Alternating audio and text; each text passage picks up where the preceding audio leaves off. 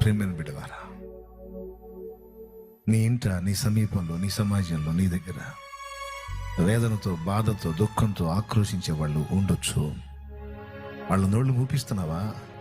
లేకపోతే వాళ్ళ పక్షంగా పోయి ప్రభువా వాళ్ళు దీనులు ప్రభు అంటున్నావా? నువ్వు ఏ ప్లేస్ తీసుకున్నావు? నువ్వు సోదాపడి నోళ్ళు మూపించే ప్లేస్ తీసుకున్నావా? లేకపోతే వాళ్ళ పక్షంగా పోయి ప్రభువా అని కేక వేసే ప్లేస్ తీసుకున్నావు? ఏ ప్లేస్ తీసుకున్నావు?